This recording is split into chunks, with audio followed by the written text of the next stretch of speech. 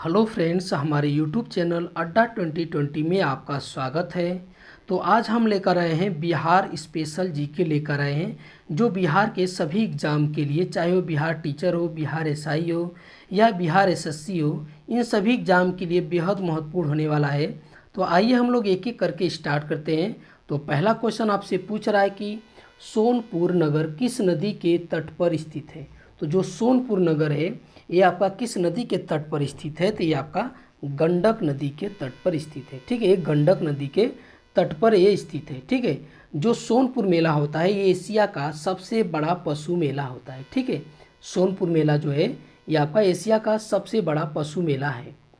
मेले को जो है, इस मेले को जो है हरिहर क्षेत्र मेला के नाम से भी जाना जाता है, जबकि स्थानीय लोग इसे छतर मेला भी पुकारते हैं। ठीक है, इसे छतर मेला या हरिहर क्षेत्र मेला के नाम से भी जाना जाता है सोनपुर मेले को। आगे हम लोग देखते हैं, अगला क्वेश्चन है कि नालंदा में स्थित बड़ा गांव, ठीक है, नालंदा महाविहार का पता जो है किसने लगाया था।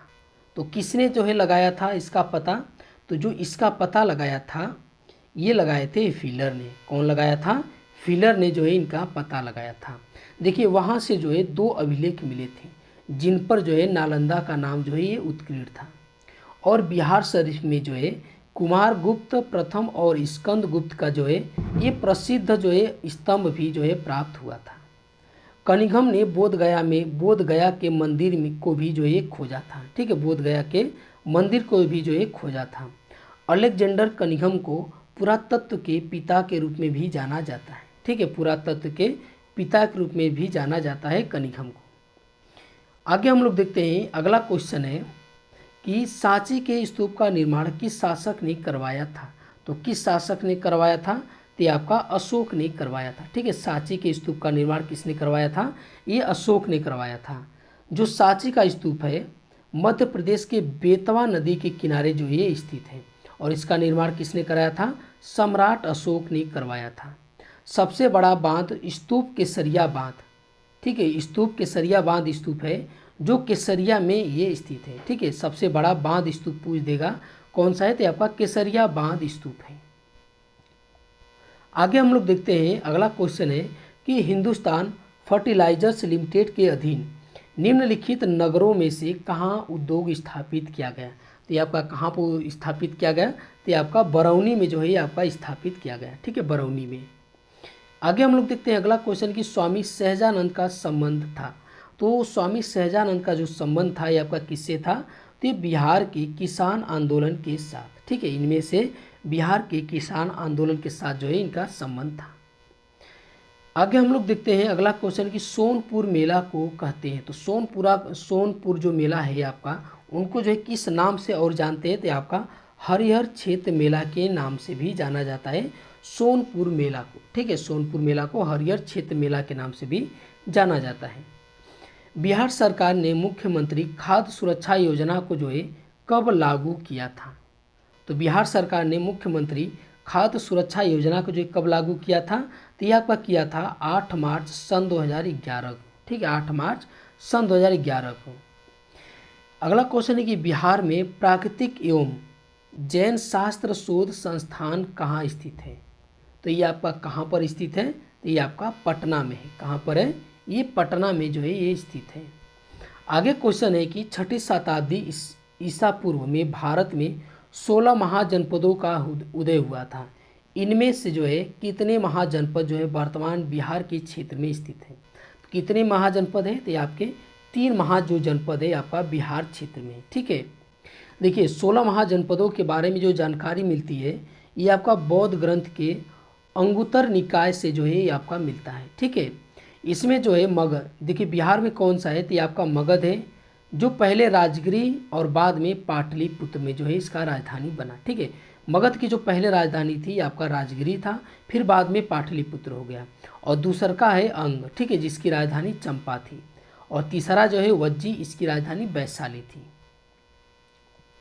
आगे हम लोग देखते हैं, अगला क्वेश्चन है कि निम्नलिखित में से कौन सा बिहार का सबसे ऊंचा स्थान है। तो इनमें से पूछ रहा है कि बिहार का सबसे ऊंचा स्थान कौन सा है। तो ये आपका सोमेश्वर किला है। ठीक है, कौन सा है? सोमेश्वर किला है। यह जो है पश्चिमी चंपारण में जो है आपका ये स्थित है। ठीक है, पश्चिमी चंपारण में जो है ये स्थित है। आगे क्वेश्चन की अंग महाजनपद की राजधानी थी। तो अंग महाजनपद की जो है अंग महाजनपद, इसकी राजधानी कहाँ थी? तो ये आपका था चंपा। कहाँ था? ये चंपा था। आगे हम लोग देखते हैं, अगला क्वेश्चन है कि बिहार में किसको बिहार शरीफ कहते हैं। ठीक है, तो बिहार में जो है आपका किसको जो है बिहार शरीफ कहते हैं? तो ये आप बोला जाता है उदंतपुरी को। उदंतपुरी को जो है आपका बिहार शरीफ बोला जाता है। आगे क्वेश्चन कि बिहार में टीन खनिज जो है किस जिले से निकलता है। ठीक है, तो बिहार में जो है टीन जो खनिज है आपका किस जिले से निकलता है? तो आपका पटना से निकलता है। किस जिले से? ये पटना से निकलता है। आगे क्वेश्चन की गांजा भिंडा और जेठियन पहाड़ियाँ जो है किस में स्थित है?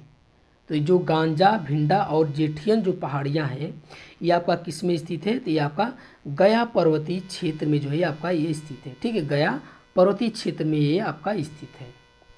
आगे क्वेश्चन है कि बिहार के निम्नलिखित भागों में से कौन सा भौगोलिक रूप से अपेक्षाकृत अधिक पुराना है? तो इनमें से जो है पूछ रहा है कि भौगोलिक क्षेत्र से जो है इनमें से कौन सा जो है सबसे अधिक जो है पुराना है? तो कौन है? तो ये आपका रोहतास का पठार, ये जो है सबसे अधिक जो है पुराना है। ये जो देखिए जो रोहतास पठार है, इस पठार में जो है आपका ओरायन, ठीक है, ओरायन और या कुरुक जो है ये जनजाति जो है आपका निवास करती है। आपसे पूछ देखा कि रोहतास पठार में जो कौन सी जनजाति निवास करती है? तो ये आपका ओरायन, जिसे क्या बोला जाता है? कुरुक जनजाति भी बोला जाता है। आगे क्वेश्चन की निम्नलिखित में से कौन सा पवित्र बौद्ध जो है स्थान निरंजना नदी पर स्थित है? इनमें से जो कौन सा बौद्ध का पवित्र स्थान है जो निरंजना नदी पर जो है आपका स्थित है? तो आपका बोध गया। कौन है? बोध गया। आगे क्वेश्चन है कि बिहार में बॉक्साइट खनिज किस जिले में पाया जाता है? तो बिहार में जो है बॉक्साइट जो खनिज है ये आपका किस जिले में पाया जाता है? तो आपका मुंगेर में पाया जाता है। किस जिले में? मुंगेर में। ठीक है, और देखिए जो उड़ीसा है, भारत में जो उड़ीसा है ये जो है बॉक्साइट के उत्पादन में सबसे बड़ा जो है उत्पादक राज्य है। ठीक है, सबसे बड़ा उत्पादक राज्य कौन सा है? तो आपका उड़ीसा है। आगे की वीर कुंवर सिंह विश्वविद्यालय की स्थापना कब हुई थी? तो वीर कुंवर सिंह विश्वविद्यालय की जो स्थापना हुआ था ये आपका हुआ था 1992 में हुआ था। कब हुआ था? 1992 में। आगे क्वेश्चन की मगध राज्य की आरंभिक राजधानी कहाँ थी? तो मगध राज्य की जो आरंभिक राजधानी थी तो ये आपका गिरिब्रज यानी राजगीर यानी जिसे राजगिरी बोला जाता है, इसकी जो है ये आरंभिक राजधानी थी। ठीक है, बाद में जो है पाटलिपुत्र हो गया था।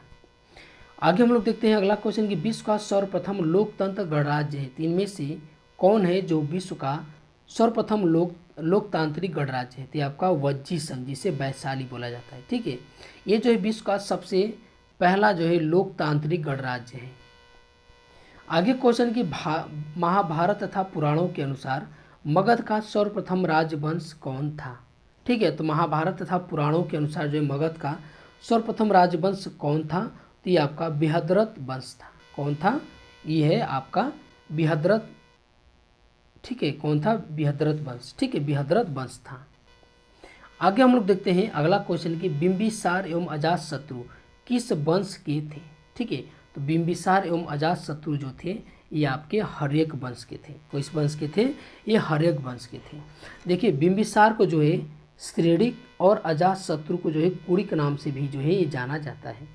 बिंबिसार जो है ये आपका जो महात्मा बुद्ध थे ये इनके समकालीन था। ठीक है, जो बिंबिसार था महात्मा बुद्ध के जो ये समकालीन था। आगे हम लोग देखते हैं अगला क्वेश्चन कि पाटलिपुत्र नगर की जो स्थापना हुआ था किस शासक ने किया था? तो पाटलिपुत्र नगर की स्थापना किसने किया था? ते उदायन ने किया था। किसने किया था? उदायन ने ये किया था पाटलिपुत्र नगर की स्थापना। आगे क्वेश्चन है कि वह स्रोत जिसमें पाटलिपुत्र के प्रशासन का वर्णन उपलब्ध है तो वो कौन सा है? तो ये आपका इंडिका है। ठीक है, मेगास्थनीज द्वारा लिखा गया इंडिका है। देखिए मेगास्थनीज जो एक यूनानी राजदूत था जो चंद्रगुप्त मौर्य के दरबार में आया था, वह जो कई वर्षों तक जो है चंद्रगुप्त के दरबार में रहा। जो कुछ भारत में देखा हुआ इंडिका नामक पुस्तक में जो है इसका विस्तार से वर्णन किया है। तो ये आज का हमारा वीडियो आपको कैसा लगा? अच्छा लगा तो हमारे चैनल को सब्सक्राइब कीजिए और अधिक से अधिक शेयर कीजिए। देखने के लिए बहुत बहुत धन्यवाद।